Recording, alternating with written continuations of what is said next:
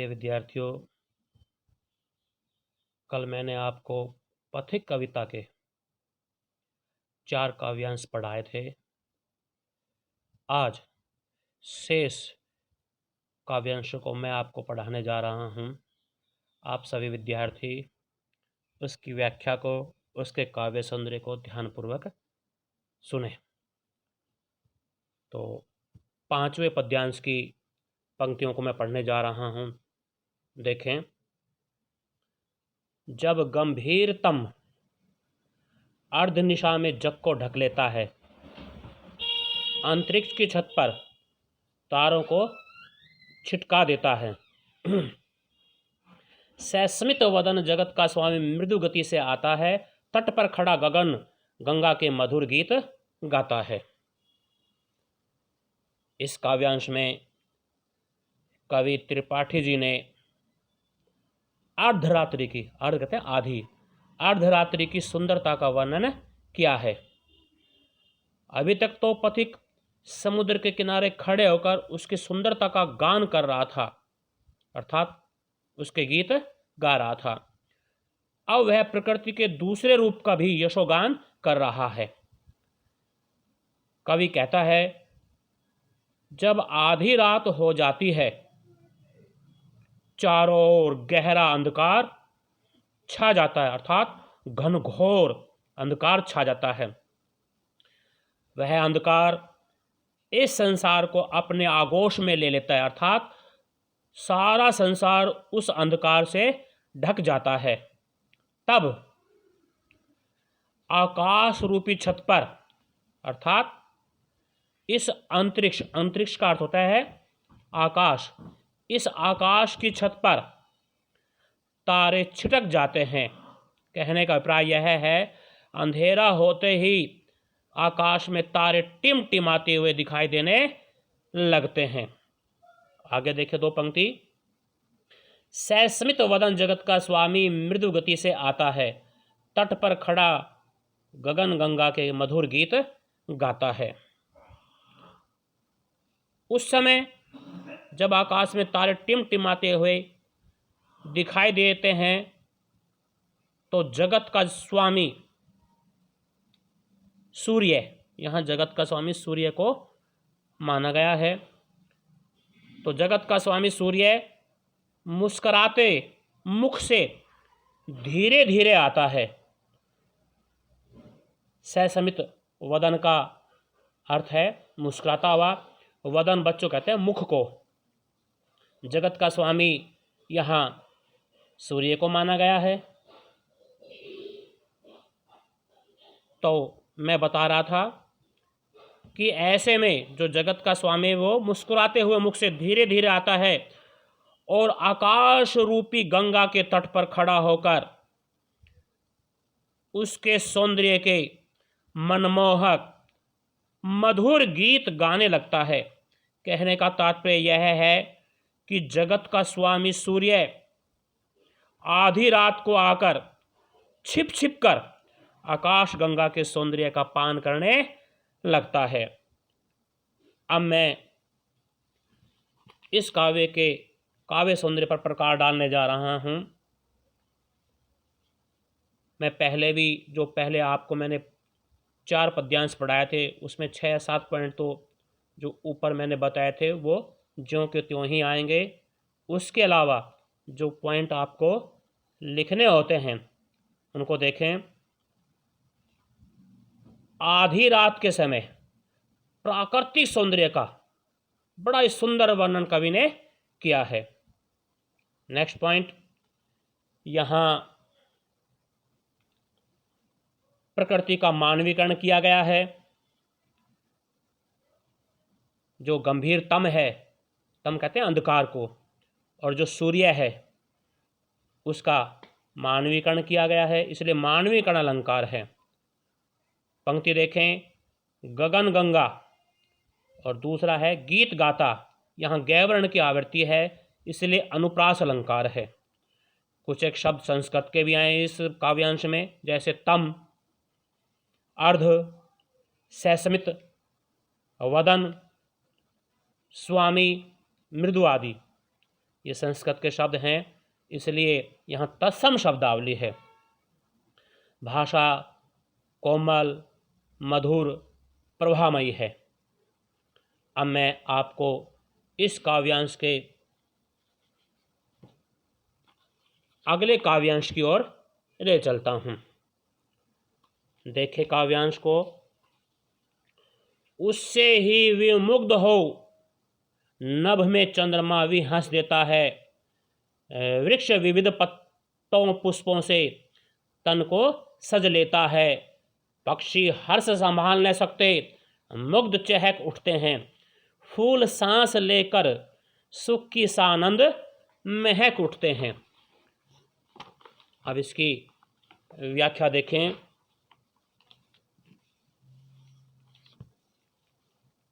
पहली पंक्ति देखें कि उससे ही, उससे किससे? जगत के स्वामी सूर्य से।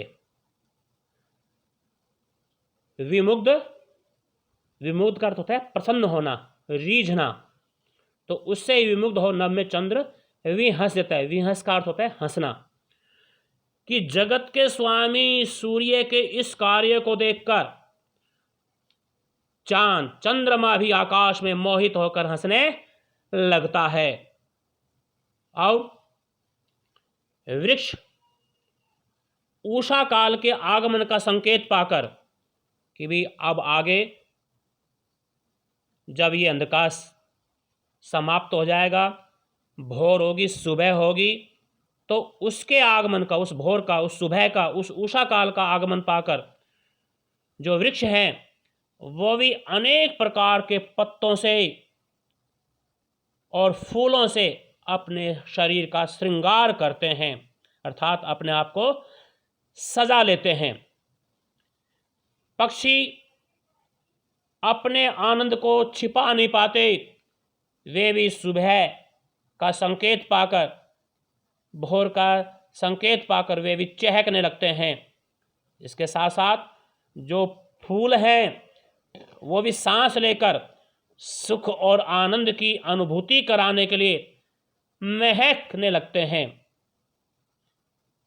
कहने का अभिप्राय यह है कि प्रभात के स्वागत के, सुबह के स्वागत के लिए प्रकृति के जो अनेक उपादान हैं वो अपने अपने ढंग से अपनी प्रतिक्रिया व्यक्त करने लगते हैं। आइए अब मैं इसके काव्य सौंदर्य पर प्रकाश डाल रहा हूँ। देखें इसका काव्य सौंदर्य। यहाँ प्रकृति का मानवीकरण किया गया है, जैसे चांद का हंसना है, वृक्षों का सजना है, फूलों का सांस लेना है। तो प्रकृति का मानवीकरण किया गया, इसलिए मानवीकरण अलंकार है। और अनुप्रास अलंकार देखें, शब्द आए वृक्ष विविध, और एक दूसरा जो पंक्ति में जो शब्द प्रयुक्त हुआ है पत्तों पुष्पों से, तो एक में व्यावरण की आवृत्ति, एक में पैवर्ण की आवृत्ति, इसलिए यहाँ पर अनुप्रास अलंकार हैं। और पहले भी बताया जा चुका है कि प्रस्तुत काव्यांश में तत्सम शब्दों की प्रचुरता है, प्रचुरता कहते हैं अधिकता है। इसके साथ साथ प्रस्तुत काव्यांश में कवि की जो कल्पना शक्ति है उसके भी दर्शन होते हैं, क्योंकि कवि ने प्रकृति की जो प्रेम लीला है उसका बड़ा ही सुंदर, उसका बड़ा ही मनोरम चित्रण किया है। क्योंकि पूरी कविता में प्रकृति अपनी प्रेम लीला बिखेर रही है, उसी का चित्रण कवि ने किया है। आइए अब मैं इसके अगले काव्यांश की ओर बढ़ता हूँ। देखें काव्यांश की पंक्तियाँ। वन उपवन गिरी सानु कुंज में मेघ बरस पड़ते हैं, मेरा आत्म प्रलय होता है, नयन नीर झड़ते हैं। पढ़ो लहर तट तृण तरु गिरी नभ किरण जलद पर प्यारी, लिखी हुई यह मधुर कहानी विश्व विमोहनहारी। देखें कि यहाँ इस काव्यांश में जो पथिक है वो समुद्र के किनारे खड़ा है, प्रकृति की प्रेम लीला का वो वर्णन कर रहा है। तो पथिक कहता है कि वन उपवन, वन उपवन के अर्थ तो आप जानते ही हैं। वन कहते हैं जंगल को, उपवन जो बाग बगीचा, गिरी कहते हैं पर्वत को, सानु, सानु का अर्थ है समतल भूमि, और कुंज, कुंज है इसका अर्थ है लता एवं झाड़ियों से घिरा हुआ स्थान, कि जहाँ पर बेल हो, जहाँ झाड़ियाँ उगी हुई हों, वो स्थान है, वो कुंज कहलाता है। और आत्म प्रलय, इसका अर्थ होता है स्वयं को भूल जाना, अपने आप को भूल जाना, अर्थात भाव विभोर होकर अश्रु बहाना या मन का फूट पड़ना, ये अर्थ होता है आत्म प्रलय का। तो इन दो पंक्तियों का अर्थ देखें तो पथिक इस प्रकृति की प्रेम लीला से मोहित होकर कह रहा है कि प्रकृति के इस अद्भुत सौंदर्य को देखकर जो मेघ हैं, जो बादल हैं, वो भी धैर्य धारण नहीं कर पाते, वो भी बरस पड़ते हैं। जो ये ऊपर है, वन में, उपवन में, पहाड़ों पर, समतल भूमि पर, कुंज बाग बगीचों में जो बादल हैं, वो भी धैर्य को धारण नहीं कर पाते, वो भी इस प्रकृति की प्रेम लीला से प्रभावित होकर इन कुंजों को देखकर, इन वन को देखकर, इन उपवन को देखकर वो इनके ऊपर बरस पड़ते हैं। और प्रकृति के प्रत्येक हिस्से, फिर से मैं दोहरा रहा हूँ, देखें ये प्रकृति के भाग हैं, ये प्रकृति के हिस्से हैं।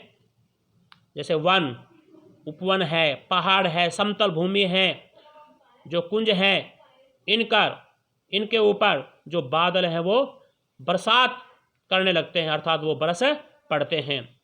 प्रकृति के इस रूप को देखकर कभी भी भाव विभोर उठता है, उसकी आत्मा में भी प्रलय होने लगता है, वो भाव विभोर हो जाता है।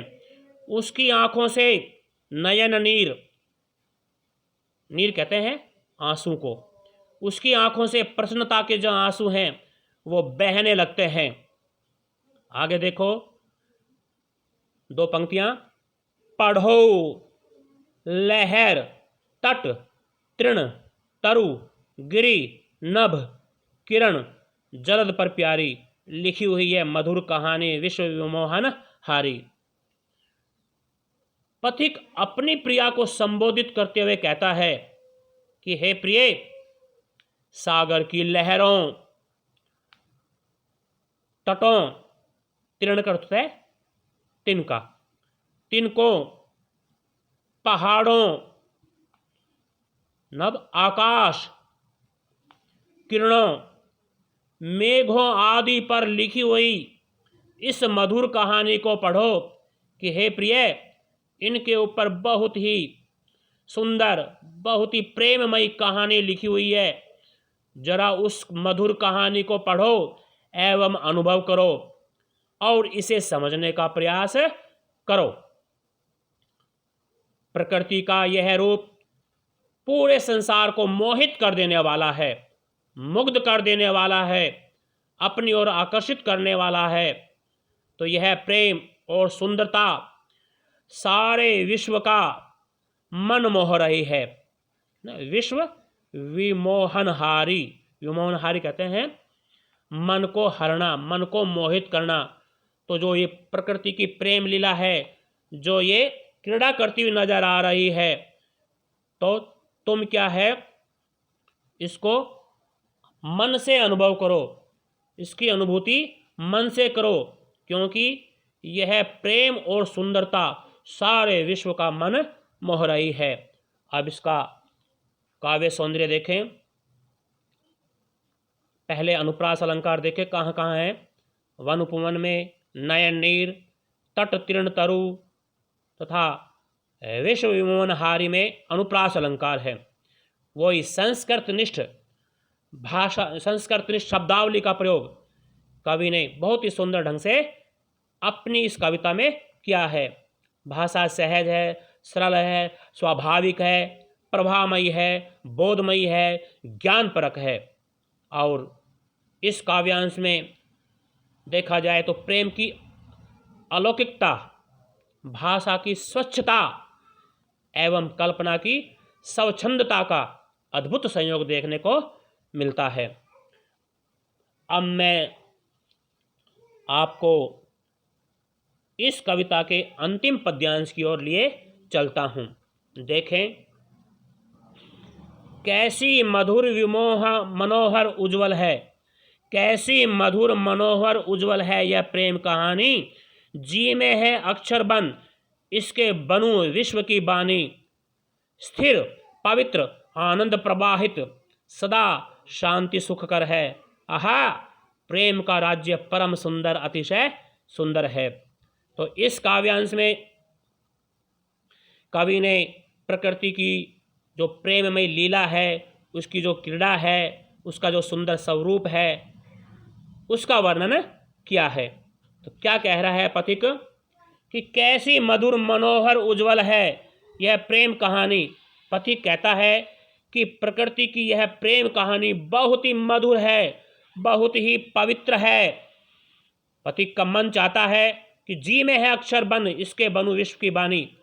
पर पथिक के मन में इच्छा उठती है, पथिक का मन चाहता है कि वह इस प्रेम कहानी के अक्षर बनकर विश्व की वाणी बने। कहने के प्राय यह है कि वह इसे शब्दों के माध्यम से व्यक्त करे। एक एक अक्षर की प्रेम कहानी, एक एक अक्षर को वो अपने भावों के माध्यम से प्रकट करना चाहता है। इसलिए वह कहता है कि मैं इस प्रकृति की प्रेम कहानी के अक्षर बनकर पूरे संसार की, पूरे विश्व की वाणी बनूं। कहने का तात्पर्य है कि वह शब्दों के माध्यम से अपने प्रेम की अभिव्यक्ति करे, और केवल वह ही नहीं, विश्व की बानी की पूरा संसार है वो उसको सुने। आगे पथिक कहता है कि जो ये प्रकृति की प्रेम लीला है ये कैसी है। देखिए तीसरी पंक्ति, स्थिर पवित्र आनंद प्रवाहित। आनंद प्रवाहित करता है आनंद से बहने वाली धारा। अतिशय का अर्थ होता है बहुत ही अधिक सुंदर, मनोरम को कहते हैं। तो पथिक कहता है कि प्रकृति की जो ये प्रेम लीला है ये स्थिर है, पवित्र है, उज्जवल है, आनंद को प्रवाहित करने वाली अर्थात आनंद देने वाली है। इससे ही प्रकृति में चारों ओर सदा सुख देने वाली जो शांति है वो छाई रहती है। सदा माने हमेशा। जो प्रकृति के नज़ारे हैं, जो प्रकृति की प्रेम लीला है, ये शांति प्रदान करने वाली भी है, ये सुख भी प्रदान करने वाली है। आगे कवि कहता है कि आहा प्रेम का राज्य परम सुंदर अतिशय सुंदर है। कि कवि को चारों ओर, कवि को सर्वत्र प्रेम का ही राज दिखाई देता है। उसे दिखाई देता है कि प्रेम का जो राज्य है वो सर्वत्र छाया हुआ है। उसके अनुसार प्रेम का जो ये राज्य है ये सुंदर है, सुंदर ही नहीं अतिशय मतलब बहुत ही सुंदर है, बहुत ही अनुपम है, बहुत ही बेजोड़ है, बहुत ही निराला है। कहने का तात्पर्य है कि प्रकृति कवि के हृदय पर छाई हुई है, कवि उससे बड़ा ही प्रवाहित है। वो प्रकृति की इस प्रेममय लीला को देखकर, इसकी क्रीड़ा को देखकर बड़ा ही सुख का अनुभव कर रहा है, बड़ा ही आनंद का अनुभव कर रहा है। आइए अब मैं इसके काव्य सौंदर्य पर प्रकाश डालने जा रहा हूं। देखें अनुप्रास अलंकार, देखें मधुर मनोहर, मैं वर्ण की आवृत्ति। पंक्ति दूसरी देखें सदा शांति सुखकर, सवर्ण की आवृत्ति, इसलिए यहां पर अनुप्रास अलंकार हैं। संस्कृत के शब्द देखें मनोहर, उज्ज्वल, प्रवाहित आदि शब्द जो कि संस्कृत के हैं, इसलिए संस्कृत निष्ठ शब्दावली अर्थात तत्सम शब्दावली का प्रयोग कवि ने किया है। और कवि के जो भाव हैं वो बड़े ही आश्रय बोधक शैली में प्रयुक्त हुए हैं। इसके साथ साथ सुंदर शब्द के साथ परम और अतिशय विशेषण प्रयुक्त हुए हैं, जिससे काव्य में, कविता में सुंदरता आ गई है। इसके साथ साथ कवि का जो प्रकृति प्रेमी रूप है वो प्रकट हुआ है, क्योंकि कवि ने प्रकृति का मनोहर चित्रण प्रस्तुत किया है। आगे देखें, प्रेम की जो अलौकिकता है, भाषा की जो स्वच्छता है एवं कल्पना की जो स्वच्छंदता है, उसका भी अद्भुत संयोग इस काव्यांश में देखने को मिलता है। प्यारे विद्यार्थियों, मैंने आपको यह कविता पढ़ाई। आज के जो अंतिम 4 काव्यांश थे वो भी मैंने आपको पढ़ा दिए।